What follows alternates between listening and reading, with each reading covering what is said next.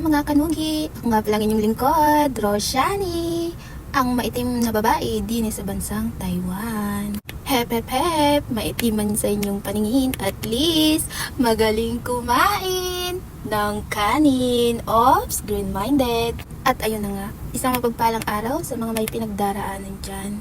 Daanan mo lang yan, huwag kang tumigil, takbuhin mo hanggang makarating sa bundok ng tralala at ararat. Sa video na ito, wala namang maganda, lalo na sa aking mga kasama. Ang maganda din ay ang tanawin, nakaka-relax ng kaisipan. Maiisip mo din yung mga utang mo na kinalimutan mo na dahil sa iyong kayabangan. Mabuti na lang yung mga kasama ko walang utang. Utang na loob sa kanila, tigilan nila lang ang kakachismis. Ngayong araw nga ay napagkasundoan namin kami ay magbike.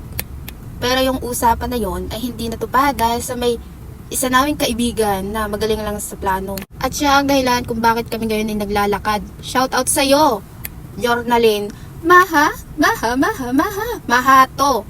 Matulog ka hanggat gusto mo, hanggat di mo nararamdaman yung gout. Joke lang, I love you. Masarap sa pakiramdam ang maglakad-lakad sa umaga.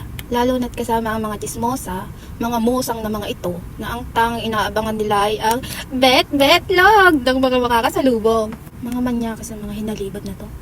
Ganito na ba talaga pag maedad na? Maaga na nagigising, nauna pa sa mga alarm clock. Masarap sa pakiramdam na pagpawisan sa umaga. Maganda ang benepisyo sa ating katawan. Kaya na ang bahalang umalam kung ano ba yung mga benepisyo na sinasabi ko na iyan. Basta sa madaling sabi, masarap sa pakiramdam yung pinagpawisan mo at pinagpaguran mo ay ikaw din ang makikinabang. Hindi tulad nung nangutang sa'yo, nagka-amnesia na nung nakita ka. Ha? Ano daw? Basta ang mahalaga sa ngayon, masaya lang. Hindi natin kailangan ng madaming kaibigan kung hindi naman totoo sa'yo. Ay siya, ipakain mo na siya sa mga pasneya doon sa Balaak. Yun na nga, wala naman sa plano na magsumba din eh. Pero dahil nakita namin yung mga matatanda, tingnan nyo mamaya ang mangyayari. Naging Zumba Marites. May nadaanan kami mga batang-bata na walang gout at arthritis ng mga batang Tsekwa. Bata, yung pala matatanda. At dahil mga bida-bida, anak ni Jolly Bimbang, yun na, makikisumba kami din eh habang nakikihigop sa kape ni Emma. Maganda yung place. Meron dyan mga Tsekwa na nagsusumba. Pero parang nakakahiya naman. Pero dahil makakapal ang mukha nila, gusto nilang gayahin, tinatakot ko lang sila na bawal. Sabi ko, baka tayo isingilin. Ang isa nga niyan eh, gutom na gutom. Gustong-gusto nila kumain sa abaw. Abaw? Ay mahiya naman sa mga nagsusumba pagkain na gustong gusto.